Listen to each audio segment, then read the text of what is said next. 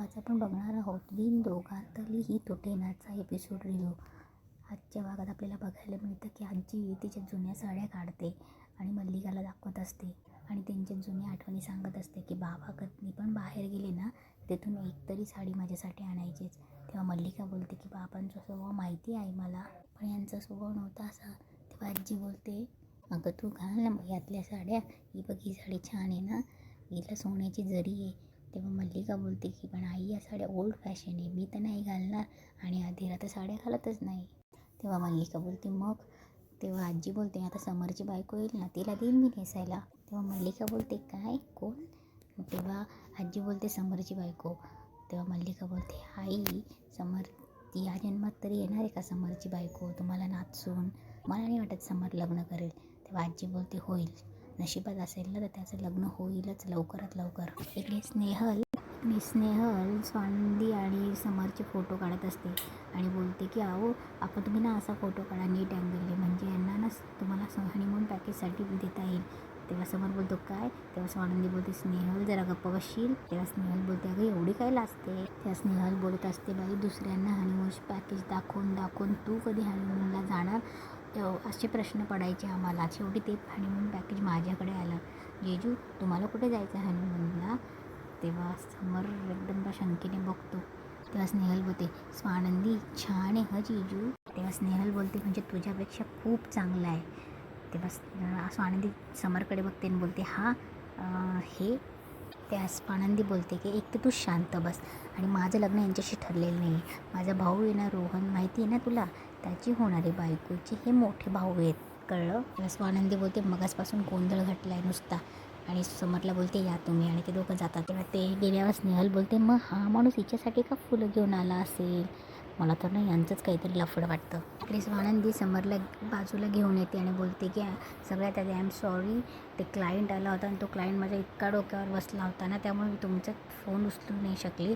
तेव्हा समर बोलतो मग हे आधी सांगायचं ना, मी 3 फोन केले, मी काही रिकाम टेकडा बसलो आहे का? सगळी कामं सोडून आलो आहे मी. तेव्हा स्वानंदी बोलते सॉरी, अशी सुरुवात केली ना मी बोलण्याची. तेव्हा समर बोलतो सॉरी म्हटलात तुम्ही, मला वाटलं भांडणार माझ्याशी कचा. तेव्हा स्वानंदी बोलते माझी चूक असल्यावर मी कशाला भांडेल? तेव्हा समर बोलतो आवड म्हणून. तेव्हा स्वानंदी बोलते असं काही करत नाही मी. तेव्हा समर बोलतो ते जाऊ द्या, ही फुलं देतो स्वानंदीच्या हातात आणि बोलतो अभिनंदन. तेव्हा स्वानंदी बोलते की अर्थात याची काही गरज नव्हती. तेव्हा समर बोलतो असं कसं, किती आनंद झाला आहे मला, अखेर तुमचं लग्न ठरलं. सगळी लोक ज्या गोष्टीकडे नजर लावून बसली होती ती गोष्ट अर्थात ठरली, तुमचं लग्न ठरलं आहे फायनली. तेव्हा स्वानंदी फुलांचा बुके बाजूला ठेवते आणि बोलते मुद्द्याचं बोलूया. तेव्हा समोर बोलतो अर्थात तेच सांगायला आलो आहे मी.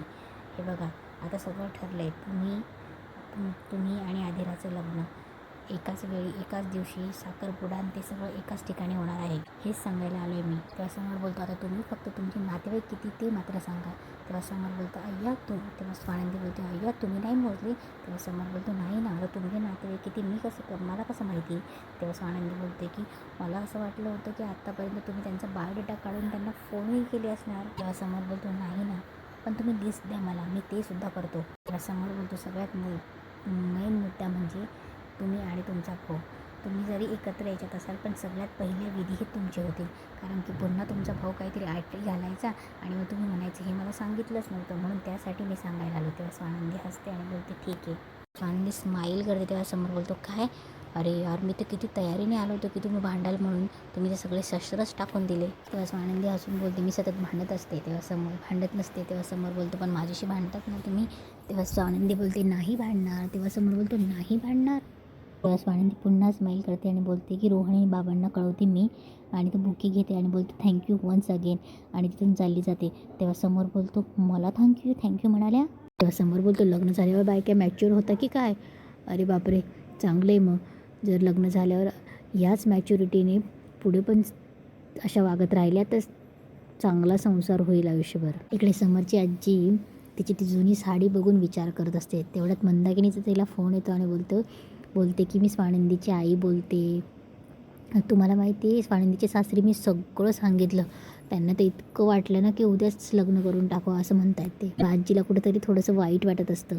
तेव्हा स्वानंदीची आई बोलते की आजी तुम्हाला एक गोष्ट सांगू का, म्हणजे कोणाला सांगण्यासारखं नाही आहे पण काय आहे ना, तुम्ही तर श्रीमंत माणसं, तुम्ही जो लग्नासाठी हॉल बघितला आहे ना, तो आम्हाला परवडण्यासारखा नाही हो. आणि तुमचं ते जेवणचा मेन्यू बाबा बाबा बा आवाढव्यच मेनू आहे. आमची पुढच्या 2 पिढींची लग्न होऊन जातील तुमच्या या सगळ्या ह्याच्यात. तेव्हा आजी बोलते, अहो तुम्हाला नाहीच करायचं आहे खर्च. तेव्हा स्वानंदीची आई बोलते, असं कसं हो? तेव्हा आजी बोलतात की नाही हो, तुम्ही काहीच करायचं नाही, तुम्ही फक्त मुलीला आणि बाकीच्यांना घेऊन या, बस एवढंच. तेव्हा आजी बोलतात की तुम्ही काही काळजी करू नका, आम्ही सगळं करणार आहोत, अगदी दागिनेसुद्धा. तेव्हा मंदाकिनी बोलते, दागिनेसुद्धा? तेव्हा आजी बोलतात की हो, तुम्ही निश्चिंत राहा, एकदा समरने जबाबदारी घेतली ना तर तो पूर्ण केल्याशिवाय राहत नाही. मंदाकिनी स्वानंदीच्या लग्नाबद्दल बडबड करत असते. आजी फक्त ऐकत असते, पण आजीला कुठेतरी वाईट वाटत असतं, कारण की तिला स्वानंदी ही समरसाठी आवडलेली असते. तेव्हा आजी आणि मंदाकिनी फोन ठेवतात. आजी शांतच असते. तेव्हा समर तिथे येतो आणि बोलतो की आजी, रोहनच्या ताईला सगळं सांगितलं, आणि तुला माहिती आहे महत्त्वाची गोष्ट म्हणजे आज ते माझ्याशी भांडल्या नाहीत, म्हणजे कदाचित लग्न ठरलं म्हणून हा बदल झाला असेल. समोर बोलतो, आज खऱ्या अर्थाने माझ्या डोक्यावरचा स्ट्रेस कमी झाला. तेव्हा तो आजीकडे बघतो. आजी शांत असते आणि बोलते की आजी, तुला काय झालं आहे? गेली खूप दिवसापासून तू गप्प आहेस. समोर बोलतो की आजी, तुझं सगळ्या गोष्टी मला माहिती असतात, तुझा चेहराच बोलतो आहे, सांग काय झालं आहे? तेव्हा आजी बोलते की स्वानंदीच्या आईशी बोलणं झालं माझं, त्यांना सगळ्या गोष्टी सांगितल्या, त्यांची परिस्थिती फक्त थोडी बरी नाही आहे. मी त्यांना सांगितलं की आम्ही सगळा खर्च करतो आहे, तुझी काही हरकत नाही आहे ना? तेव्हा समोर बोलतो, ऑफकोर्स नाही. तेव्हा समोर बोलतो की सगळा खर्च आपणच करायचा आहे, त्यांच्यावरती कुठलंही बर्डन टाकायचं नाही. मी तर म्हणतो त्या मुलाची अंगठी, चेन सगळं आपणच करायचं. तेव्हा समोर बोलतो की आपली आधिरा त्यांच्या घरात जाणार आहे, मग त्यांची जबाबदारी आपल्यावर नाही आली का? आणि शिवाय रोहन हा सगळ्यात चांगला मुलगा आहे, त्या सगळ्यात चांगला मुलगा असल्यामुळे आणि ह्या सगळ्या गोष्टींची जबाबदारी त्याच्यावरच असणार आहे ना, आणि मग त्याची जबाबदारी ही आपलीच ना. परत तो आजीकडे बघतो आणि बोलतो, काहीतरी झालं आहे आजी, सांग काय झालं आहे म्हणून. तेव्हा समोर बोलतो, बघ घरात लग्नकार्य ठरलं आहे, सगळं तुझ्या मनासारखं होतं आहे, काय झालं आजी सांग ना. तेव्हा आजी बोलते, काही नाही रे, अजूनपर्यंत नाही कळलं तर आणि कळणारे नाही. इकडे आधिरा दुसऱ्या दिवशी दागिने बघत असते. तेव्हा ती त्या दागिना घालून म्हणते की याची थोडी लेंथ कमी करूया, चालेल? तेव्हा ती ज्वेलरीवाली बोलते की मॅडम, आपण त्यापेक्षा याची हाईट थोडी कमी करून घेऊया. तेव्हा आधिरा बोलते, that sound slap, I mean amazing. तेव्हा मल्लिका बोलते की हे जरा लाऊड नाही होणार का? तेव्हा आधिरा बोलते की मॉम, छान आहे हे, आणि माझी एंगेजमेंट आहे.